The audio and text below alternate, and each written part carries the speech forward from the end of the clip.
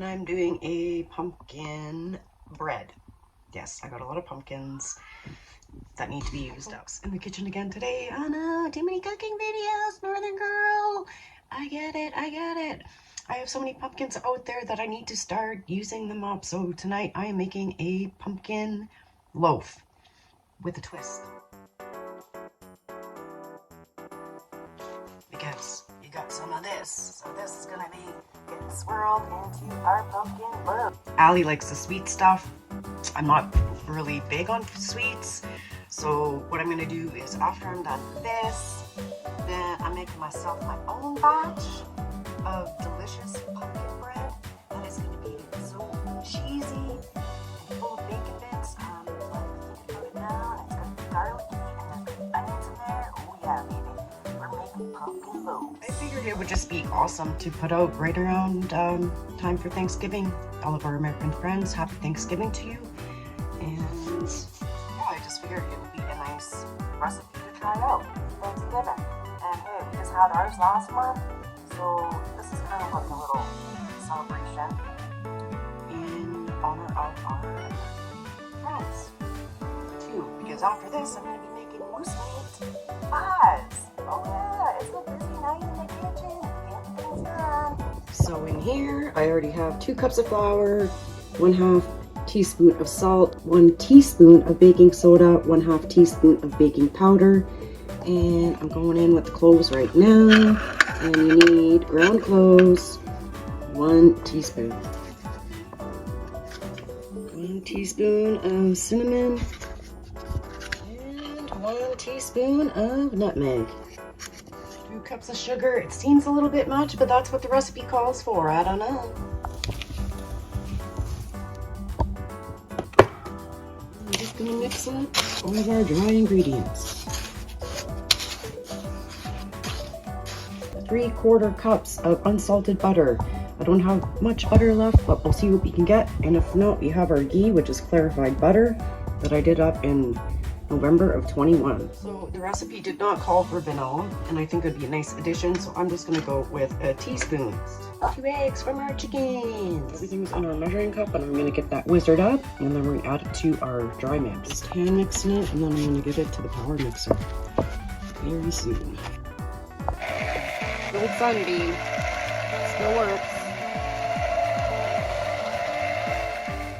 It's probably not a good idea to be using one of these machines.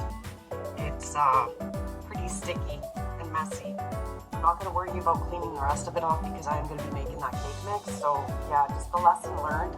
I don't do a whole lot of baking, folks, but when I do bake, things do turn out. So this is going to be interesting to see if it actually works. All I'm doing just to get it mixed in there, I'm putting flour on my hands. It makes it a heck of a lot easier to mix the rest of this up. It's smelling delicious, and I tasted it too. It tastes pretty good. So now we need 2 cups of shredded pumpkin, so I guess we're just going to go with the little guy over here. Choose this one because it's starting to get soft, and we'll make sure that one's used up first, and the rest of it I can leave to the chickens. That went relatively quickly. We got our 2 cups of our fresh pumpkin. And all I'm going to do is work it into our bread mixture. And that's what's giving us our moisture, so that you don't need to add milk. Beautiful. That is our Swiss chocolate cake. And what do we need for this? 1 cup of water, 3 eggs, and 1/2 cup of oil. So I'm going to mix this up real quick. Everyone's seen cake mixes before. And then we're going to get our loaf all put together and our swirls in there. I'm going to get my oven to 350 Fahrenheit.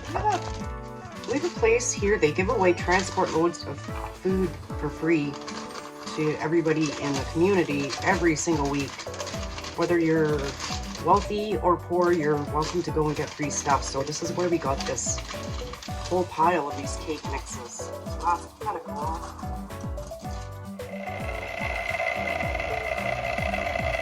My chug out of there, and then we can preheat to 350. Give her a little tilt. I love this machine, it's so quiet. Okay, we're heating up our bread pans. Ready to go. It's in here too because we're gonna have extra cake mix for sure. Put some bread mix into these pans.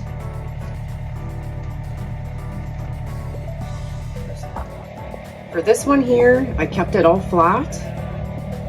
And this one here, I'm just leaving it where I left it and we're gonna see what the marbling turns out to be. All right.